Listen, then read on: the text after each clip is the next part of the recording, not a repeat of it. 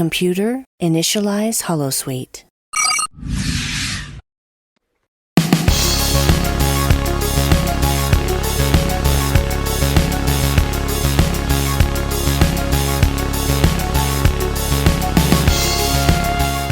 Hello everyone, this is the Sci-Fi Feminist. I'm back after taking a break for 1 week and after moving from Anchor to Holosuite Media.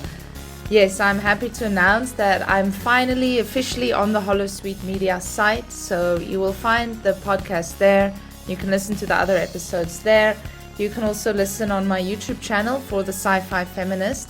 And I would like to request that if you enjoy this podcast, please subscribe to my YouTube channel so that I can monetize it and make some cash out of it and feed myself, this poor starving academic. Right, I really hope you guys enjoyed the previous episode on a character that's really close to my heart, which is, of course, none other than Lara Croft. Today, I would like to look at her a bit more. In the previous episode, I discussed the older version of Lara Croft, the version that existed between 1996 and 2008. This week, I would like to look at the rebooted version of the character, which first appeared in the Tomb Raider video game in 2013. So I would like to talk about her a little bit. If you are unfamiliar with the character, I give some background in the previous episode as well as some fun facts. So you are welcome to go and listen to that episode and then listen to this one. So today I'm not really going to discuss her as much in relation to feminism, except for the notion or the idea that she is the exact opposite of the post-feminist Supergirl archetype or representation that I discussed in the previous episode on Lara Croft, and I think it was in episode 7 on Wonder Woman. So my argument today is basically that she represents the opposite of the post-feminist Supergirl, mainly because she's desexualized and she no longer uses her sexuality as a means to empower herself. In a later episode, I'll definitely do a feminist analysis on her, especially what has now been identified as the fourth wave of feminism, which is very new and exciting. The episode I will do on that is based on a chapter that I recently published in a book. The book has not been published yet. It's called Women in Archaeological Video Games, and hopefully it will be out quite soon. So you can look forward to that and also read more about Lara Croft in that book once it comes out. Right, so let me get right into the episode. So as I mentioned, the character of Lara Croft, she underwent a major makeover in 2013. The rebooted version of Lara Croft appears in the 2013 Tomb Raider video game. It's just called Tomb Raider. Then they released another one called Rise of the Tomb Raider in 2015, and then Shadow of the Tomb Raider in 2018. So all of these form part of the Tomb Raider reboot trilogy, as it is popularly known, and which I will also be calling it for the rest of this podcast. And then she also appears in the 2018 Tomb Raider movie starring Alicia Vikander as Lara Croft. I always love watching her training episodes, how she trained with that personal trainer, I think his name is Magnus, and it's very impressive what she has done. Her exercise routine is crazy. I've actually tried some of the exercises myself, and yeah, it's bad. She was really tough and she really trained well for that film. So if you haven't watched the movie, it's a fun watch. I wouldn't say that it's like an Oscar-winning type of movie, but it's a fun movie to watch. So it's just called Tomb Raider, and it was released in 2018. Now, there aren't a great many academic articles actually written about this new version of Lara Croft. The ones that I know of are by Haewon Han and Sejin Song. They are two South Korean authors who wrote a paper about her. And in many of my arguments, I actually refute their arguments in this paper because I don't agree with their analysis of Lara Croft, but I will get to that. Then another one by an author called Esther McCallum Stewart, which is a bit of a more positive analysis of the new version of Lara Croft. And then, of course, the one that I wrote myself that is also published in Game Studies. It is an open access journal, so if you would like to read the article, you're more than welcome to. It's called The New Lara Phenomenon, a post-feminist analysis of Lara Croft. Of Rise of the Tomb Raider. Yes, that's the correct title. I just forgot the title of my own paper. And then there will be the one that I recently wrote that will be published in that book on women in archaeological video games. So if you would like to read up on the character in a more academic sense, then I suggest those articles. Right, so first of all, I will talk about Han and Song, the Korean authors. I'll talk about their analysis of Lara Croft. So in their paper, they acknowledge that Lara Croft's superficial appearance is an improvement on earlier versions. So you will see in pictures of the new version of Lara Croft, including the picture I used as the cover art for this podcast episode, the new version of Lara Croft is definitely desexualized compared to her previous version. So her breasts are much smaller, her waist is much wider, and she's much shorter. She doesn't have these wide hips either. She's much more in proportion, or she looks much more like your average woman. This is a slightly funny story. In my master's dissertation, I argued that she's much more attainable and much more representative of a normal type of woman. And then my supervisor commented and she said, actually, no, Janine, not all women look like this. Maybe this is attainable for you who is in your 20s and young and fit. But for me, this is an unattainable version of femininity. So that made me think a little bit. She's definitely more realistic, but she's still your above average woman. She's much fitter than the average woman, much stronger. Like I mentioned, Alicia Vikander had to undergo rigorous training in order to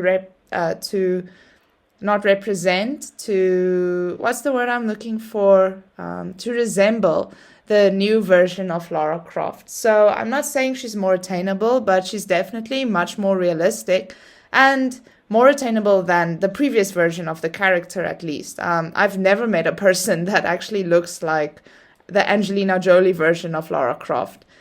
I'm not sure if I mentioned this in the previous episode, but she actually had to wear fake breasts and hair extensions to become Lara Croft. I'm talking about Angelina Jolie now. So that really just indicates, even for Angelina Jolie, who is really your above average woman in terms of Western ideals of beauty, even for her, that old version of Lara Croft was unattainable, and she had to make some modifications to her body in order to resemble that. Anyway, moving on with the discussion, I got sidetracked now.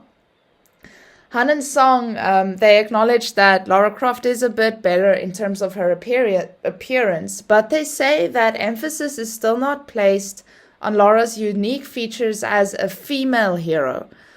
So Han and Song argue that Lara Croft still models stereotypical characteristics of all heroes, or especially of male heroes. Then they further argue that in male hero narratives, other female characters often act as damsels in distress. And then they say that it's Lara's mother and her friend Sam that take on these roles in the 2013 Tomb Raider reboot video game. Because Lara displays her heroism through searching for her lost mother or her missing mother and rescuing her friend Sam from a violent cult on the island of Yamatai. So you will actually see that Sam is definitely portrayed as much more feminine than Lara Croft. And then there have also been some queer readings in terms of these characters. They say that, fans have written fan fiction and made these mashups and these edits that kind of pair Sam and Lara up as a lesbian couple because Sam is much more feminine and Lara is much more masculine.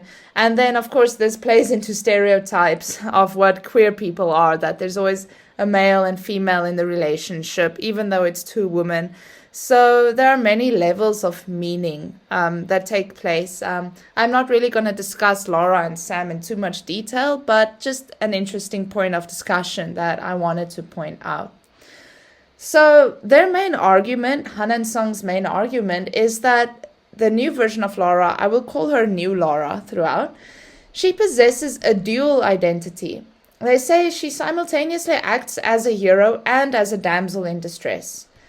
And then this is, of course, where I disagree. I don't think that this is true, but, we're all entitled to our own opinion. This is their analysis of the character. So they substantiate this by saying that Lara's relationship with her mentor, Roth, who guides her throughout the game, and her relationships with Alex and Angus, who sacrificed themselves for her survival, that makes her a damsel in distress, because those are all male characters. And then they also mention the trailer of Rise of the Tomb Raider. So before the game was released, there was a trailer for the game. And I've argued that this trailer actually has nothing to do with the actual video game. That's why their claims aren't substantiated. But in the trailer, Lara is sitting in front of a psychologist, a male psychologist, they say, which is problematic for them. And she has experienced post-traumatic stress after her ordeal on Yamatai. And they say that because of that, she's also a damsel in distress. Okay, like I said, they sketch a pretty negative version of this new version of, a negative picture of this new version of Lara Croft, which I don't really agree with.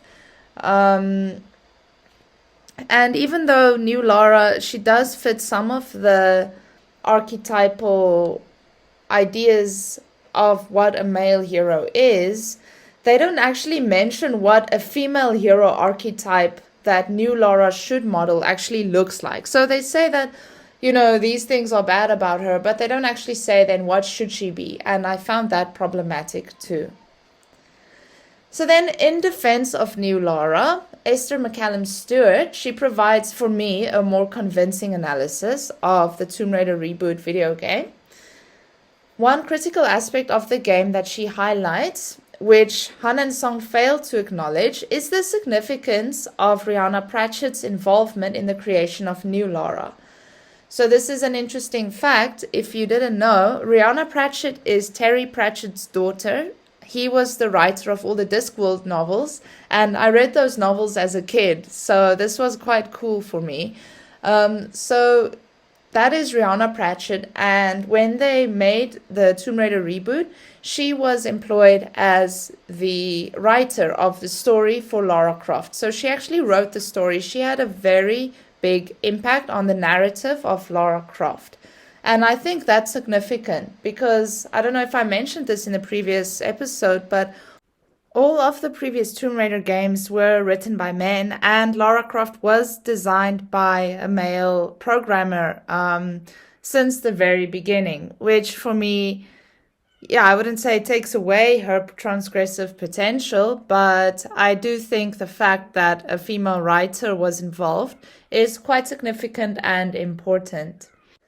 This game was also released at a time where players and developers, both men and women, were becoming increasingly aware of sexism in the video game industry, and Rihanna Pratchett's role as head scriptwriter of Tomb Raider Reboot became a focal point of these issues. I'm not sure if you're aware, but 2013 was also right after the whole Gamergate incident. I'm not going to talk about that, but you can Google it, what happened with Gamergate. It was quite controversial. So sexism was an issue that was discussed at that time. It was quite a big thing. Right, so for McCallum Stewart, Pratchett's pivotal role in the creation of the new version of Lara Croft is an indication from Crystal Dynamics' side, they are the developer, that Tomb Raider has undergone an ideological and ludic transformation where the female player is now also a significant target audience. Just on a side note, female players now comprise almost half of the players in the US, which I think is quite significant. According to McCallum Stewart, Pratchett's role in the creation of Tomb Raider Reboot suggests that women should be involved in all levels of game production and that the industry should produce games for all genders. For McCallum Stewart, Pratchett has undeniably rebranded Lara Croft as a feminist icon. Now, as I explained earlier, Han and Song would disagree with that, but I lean more towards McCallum Stewart's argument. I wouldn't say the new Lara is a feminist icon, but she's definitely a much more progressive representation or portrayal of a female video game character.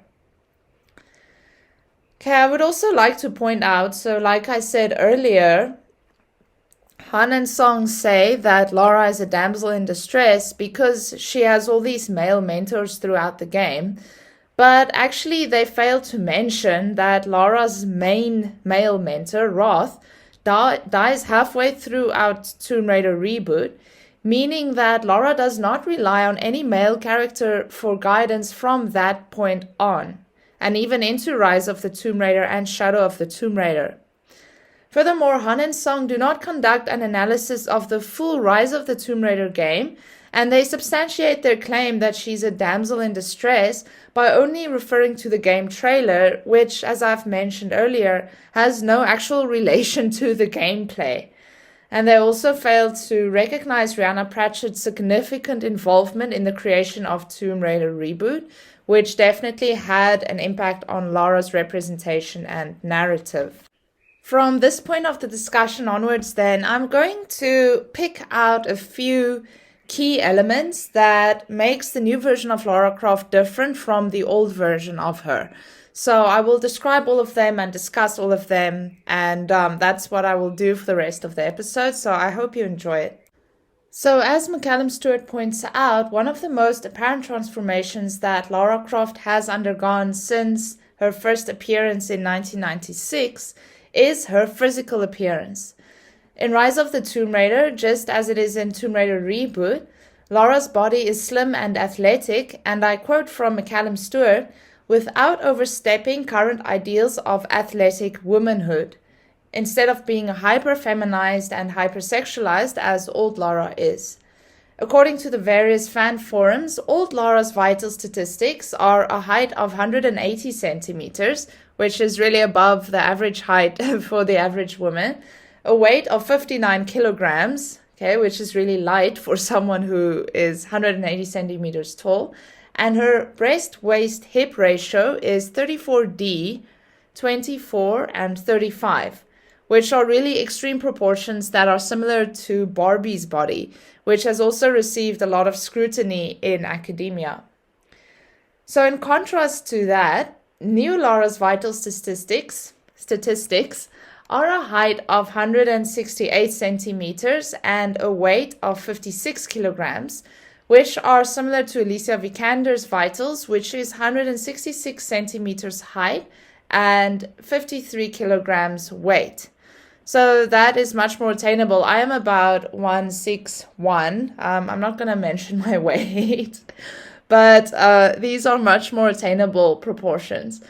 Although even Vikander's and new Lara's bodies are still difficult to obtain by most women, as my supervisor also pointed out to me a few years ago, especially if one takes not only their height and weight, but also their protruding muscles and physical strength into consideration, it is at least not beyond the reach of a human being, as old Lara's figure is. Like I mentioned earlier, even Angelina Jolie had to wear fake breasts and hair extensions in addition to doing extensive training in order to vaguely resemble old Lara in the Tomb Raider movies from 2001 and 2003. Based on the above, then, I would argue that the restructuring of Lara's body eliminates the extremes that are manifested in the figure of the post-feminist Supergirl. So if you would like to know what those extremes are, then please listen to the previous episode. I also argue that although new Lara still often wears body-hugging clothing, she's not as sexualized as old Lara is, nor as the other post-feminist supergirls in video games are. I'll briefly digress there. Other post-feminist supergirls in video games, the examples I continually pointed at was Bayonetta. Her name is Cereza in the video game, but from the Bayonetta video games. And there's actually Bayonetta 3 being released sometime in the near future, which I'm excited to play. And also Rain from the video game Blood Rain. There was also a movie called Blood Rain, which I heard was terrible. I never watched it. But those can also be considered post-feminist supergirls in video games. Again, please listen to the previous episode if you would like to know more about that. Lara Croft's wardrobe is perhaps one of the biggest appeals in the Tomb Raider video games. As a kid, I used to love dressing her up, and I still do. I think her outfits are really one of the best parts of the game. In every Tomb Raider game up to 2008, Lara has the ability to choose from a variety of outfits, ranging from explorer clothing to evening wear to wetsuits and bikinis. And then as the game progresses, the player unlocks these outfits and Lara can wear them as she pleases. For example, and I thought this was a really absurd detail in the older Tomb Raider games, is that Lara Croft can raid a tomb in her bikini if she wanted to. She had this golden bikini that you can equip on her, especially in Tomb Raider Legend and Tomb Raider Underworld. And obviously that is totally absurd. Who would ever raid a tomb in a bikini? I think that's really ludicrous. I think really the only purpose for putting that in the video game is for the gamer to be able to peer at Lara's body while she climbs the cliffs and raids the tomb. That is a really weird detail, and that's never made any sense to me. So that's the type of thing you see taking place in the older Tomb Raider games. Obviously, these outfits also don't have any impact on the gameplay. If it did, then I think Lara would die instantly in her golden bikini because there's absolutely no protection from anything in that outfit. And actually, nor is there in any of her other outfits. Her outfits are really generally quite skimpy. So, yes. In Rise of the Tomb Raider and Tomb Raider Reboot 2, all of the Tomb Raider reboot trilogy games, Lara can also access a variety of outfits. The most notable change employed in Lara's Rise of the Tomb Raider outfits is that 18 of these outfits offer new Lara tactical advantages. For example, the Hope's Bastion outfit, which is one of my favorite outfits, it boosts Lara's bow shots, where the Siberian Ranger outfit increases Lara's carrying capacity for all special ammunition. So in effect, the player does not choose Lara's outfits for cosmetic purposes, like some people would choose to equip the golden bikini in order to peer at her body, but rather the player chooses her outfits based on the environment that she is in, because that is a determining factor for Lara's survival. If you find yourself in a certain situation having equipped the wrong gear, then Lara might die, and then you can't pass that level. In fact, for new Lara, the option of a golden bikini does not exist at all. So even if you want to equip a golden bikini onto new Lara, you can't, because it's just not part of her oeuvre of clothing. In all instances, Lara's new outfits in Rise of the Tomb Raider and Shadow of the Tomb Raider, and also Tomb Raider Reboot, they are unrevealing and elaborate. According to the criteria of sexualization of female characters put forward by author named Lynch, old Lara would be considered sexualized, whereas new Lara's appearance puts far less emphasis on her body as a sexual object. Now, the criteria for the sexualization of female characters in the Lynch study was measured by the proportions and amount of skin revealed in 4 areas of the character's body, which would be the waist, the buttocks, the chest, and the leg regions, and sexualized movements. For example, unnecessary undulation or jiggling. And then characters were also considered as sexualized if their breasts were disproportionate to their body size. So in terms of all this criteria, with old Lara's skimpy outfit and her breast size, she would definitely be considered as sexualized, where new Lara isn't. In these ways, then, in terms of her physical representation at least, new Lara could be considered as moving away from the post-feminist ideal, since a critical characteristic of the post-feminist Supergirl is her hyper-feminized, sexualized, and exposed body. The next aspect that I would like to discuss about new Lara is the fact that she transformed from a really flat, two-dimensional character to a more complex and emotive character. And this can definitely be attributed to technology too. In the 90s, there just wasn't morphology, facial technology, or what is the other one? Motion capture technology. So definitely that has an impact too. New Lara is created with morphology, facial technology, which means that her emotions are performed by an actress, which was Camilla Luddington for New Lara. And then it's imported into a computer system where developers build the character upon that foundation. Now, some theorists have argued that it is exactly because old Lara is two-dimensional in her characterization, her facial and her bodily expressions and movements, that she so easily invites players to objectify her, or to identify with her, or to do both. Now, this is a bit of a more complex argument, but I will make the argument anyway. So this author named Poole, he wrote a book on Lara Croft. He says that old Lara's very blankness encourages the male or female player's psychological projection.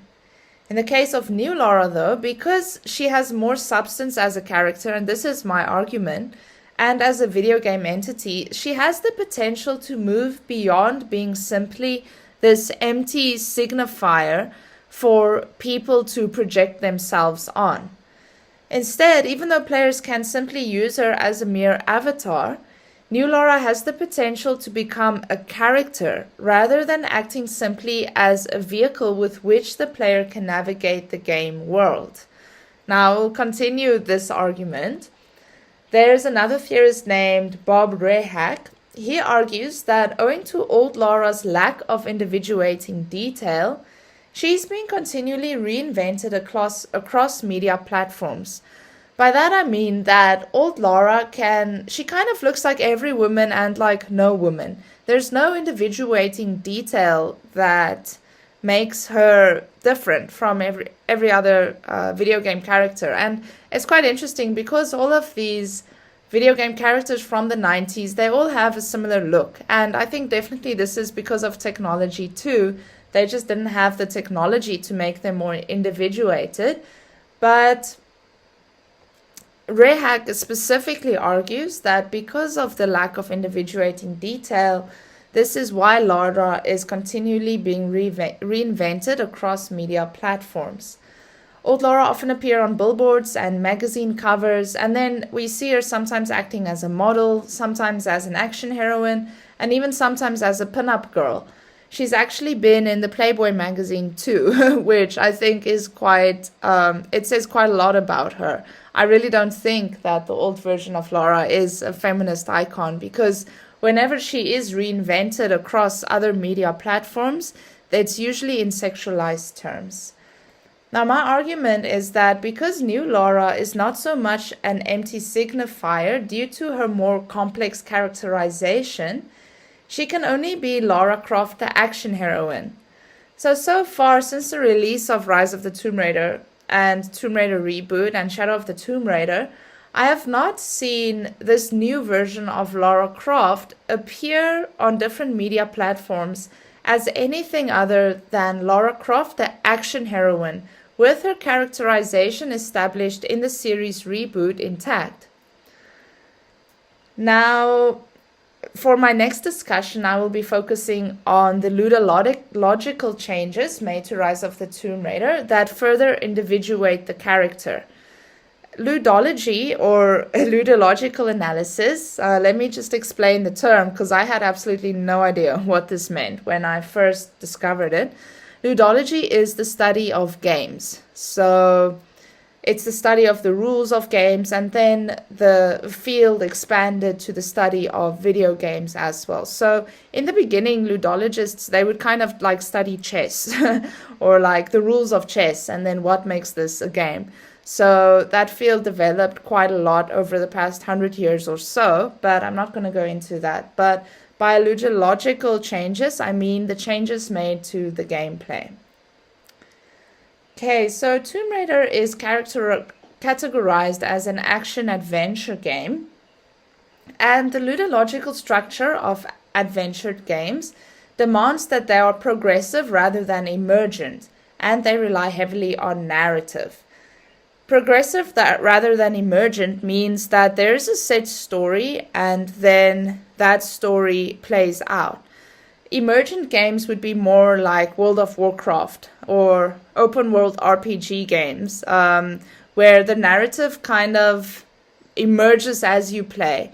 Tomb Raider has a set narrative and you just kind of complete certain goals in the game and then you eventually finish the game after 13 hours or so. Open world RPG games has much more emergent structure where you can play like hours and hours and hours more. So that's what I mean by that. Therefore, in all Tomb Raider games, there is a predetermined story and Lara has to complete a number of quests in order to progress to the next part of the story and ultimately complete the game. In the reboot trilogy, developers have introduced new game modes as DLC or downloadable content that changed the ludological structure of the game in order to provide players more variety and explore additional aspects of Lara's characterization and narrative. So I would like to focus on these game modes a little bit and how this actually impacts Lara's characterization. In Rise of the Tomb Raider, 4 new game modes have been introduced. There are others in the other Tomb Raider games too, but Rise of the Tomb Raider, as far as I know, I wouldn't say it had the most DLC, but the DLC was for me the most varied, definitely, in Rise of the Tomb Raider. So that's why I'm talking about that. So there is the Remnant Resistance mode, the Cold Darkness Awakened mode, Endurance mode, and Lara's Nightmare, which were separate DLC released after the game. Now I will talk only about Endurance mode and Lara's Nightmare, because these game modes have a more direct relation to the characterization of new Lara.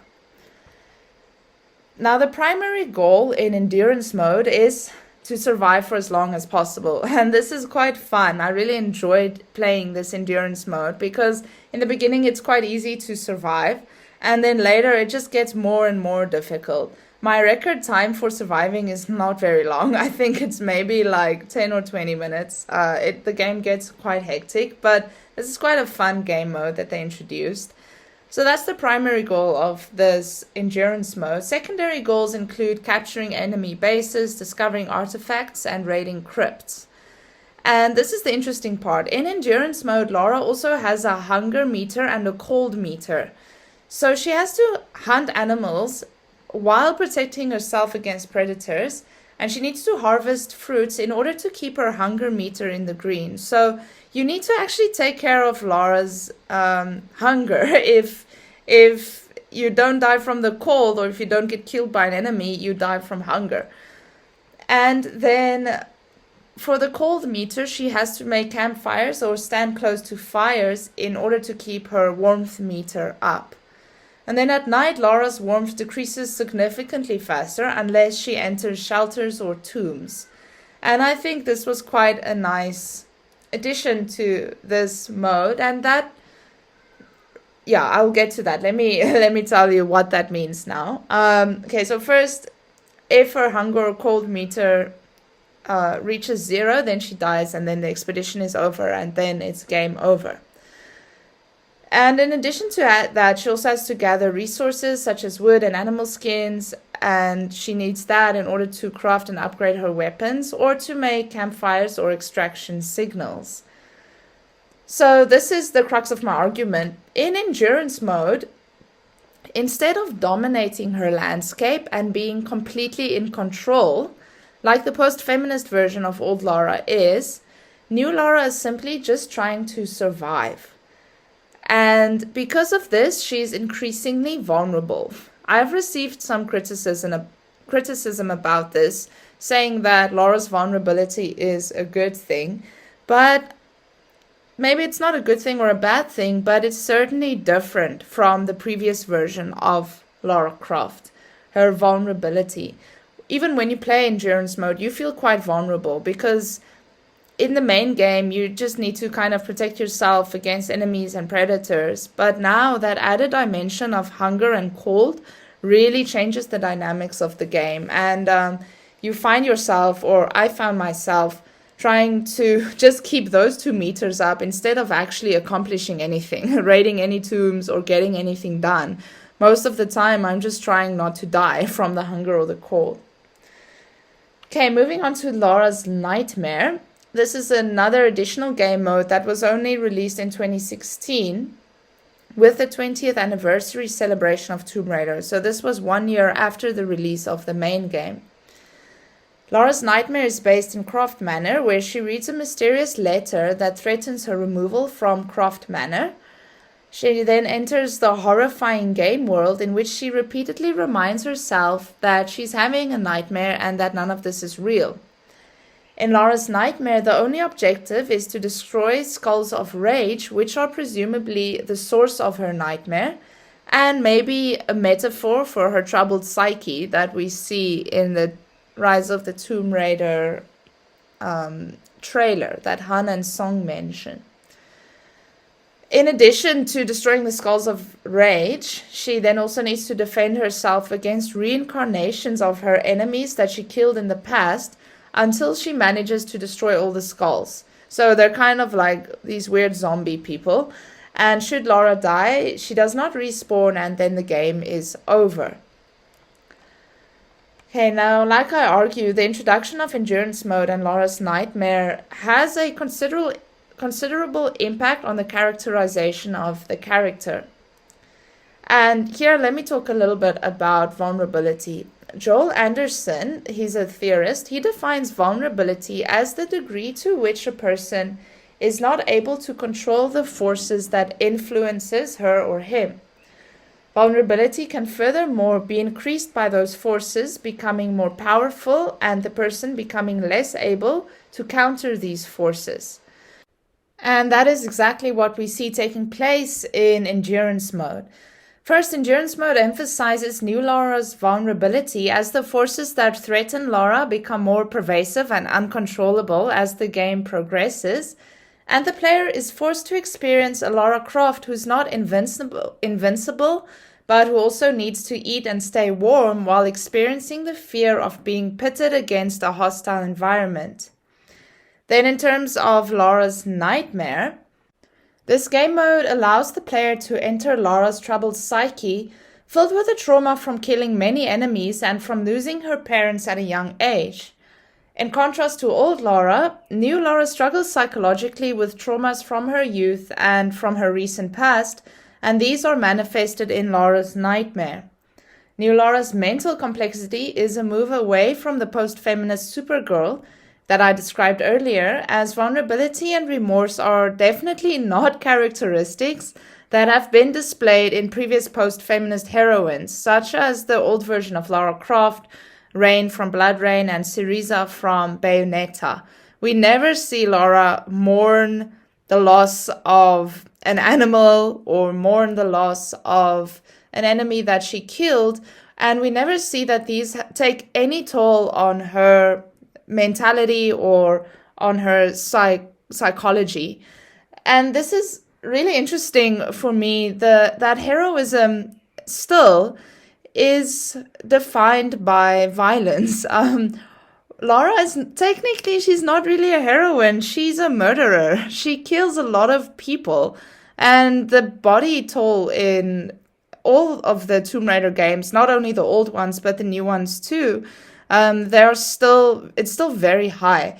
So I kind of question that, and obviously there's no answers. This is a video game in the end, and now this goes down to the whole argument of violence in video games, but it's just an interesting thing that I picked up. Lara's heroism is still kind of measured by the fact that she kills a whole bunch of people, which is a little bit problematic for me, but I'm not going to get into this debate at this stage.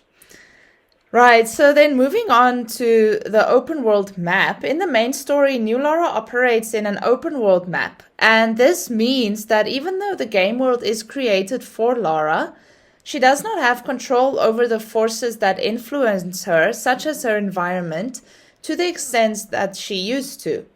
There are some distances, for example, that New Lara cannot jump, and there are some areas of the game that she cannot access until she has acquired the appropriate gear to do so. In contrast, old Lara always has the gear to do the job from the start.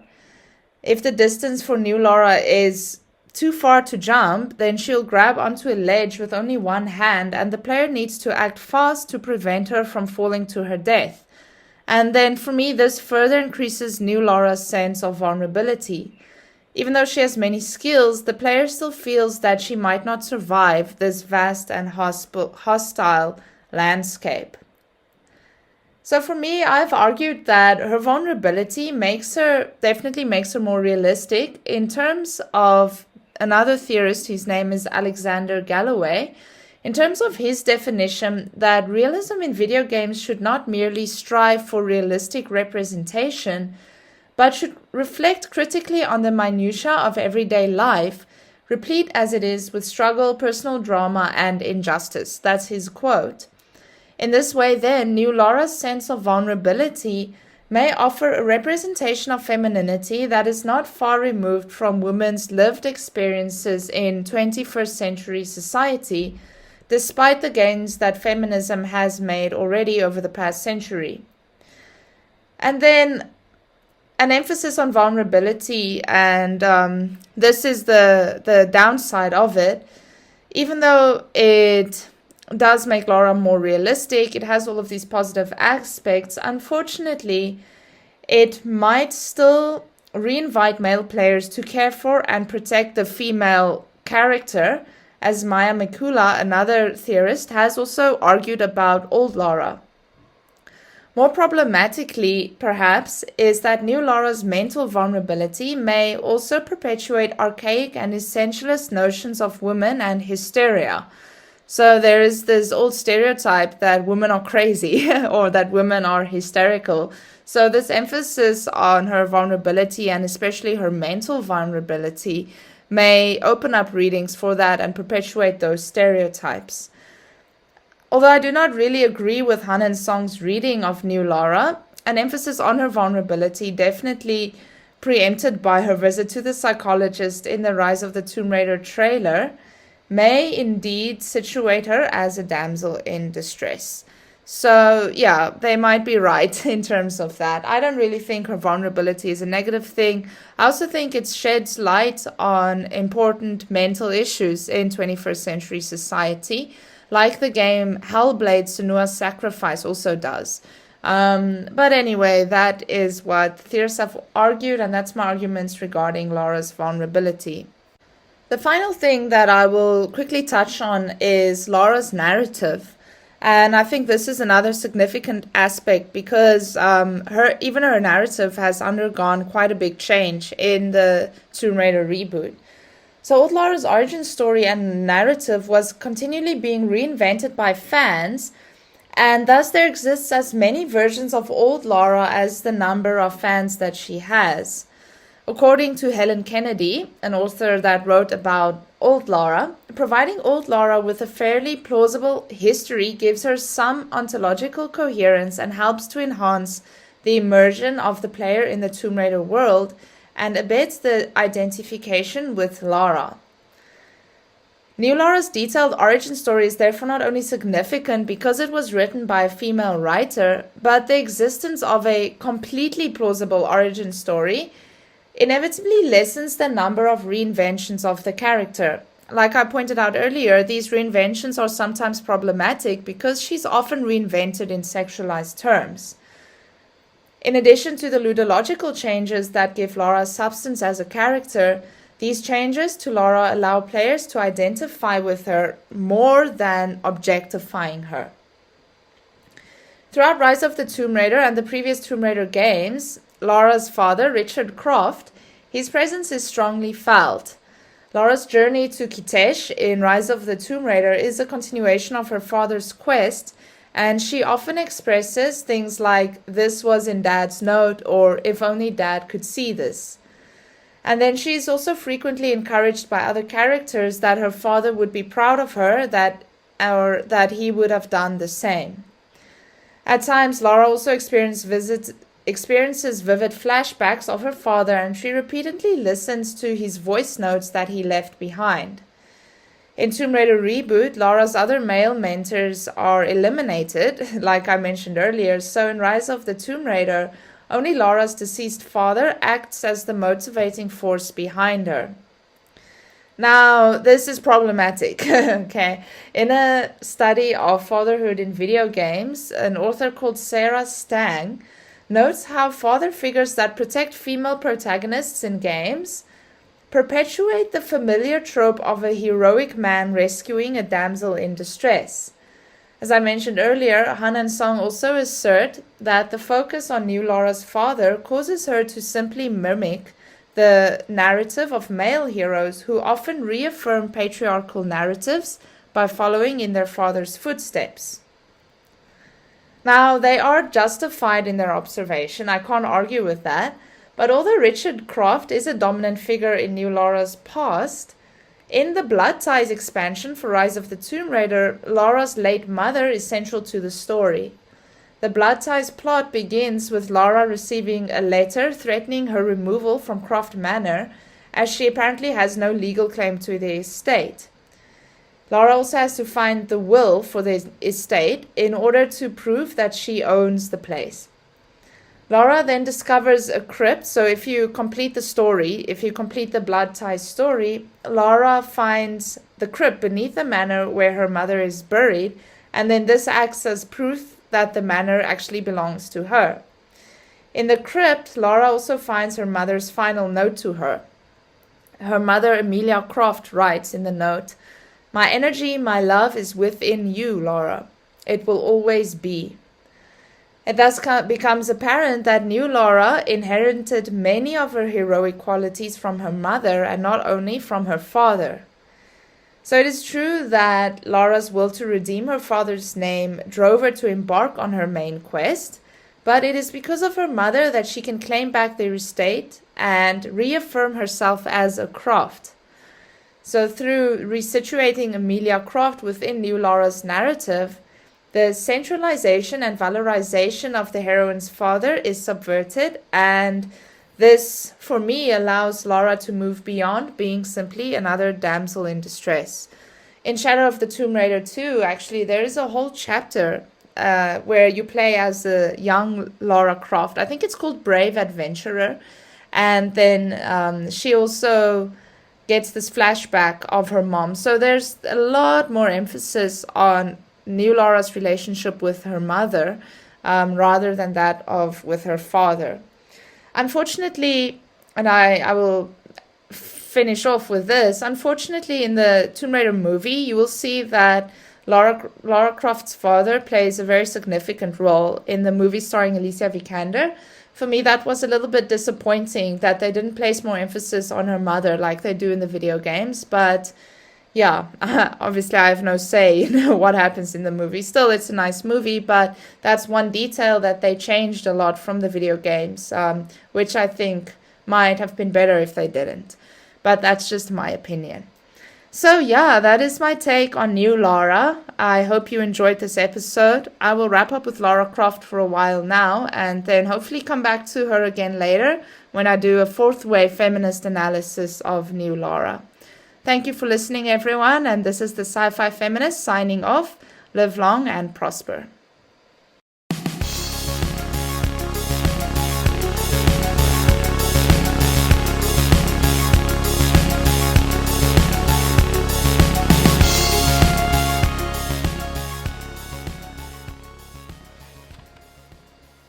This show is brought to you by Holosuite Media.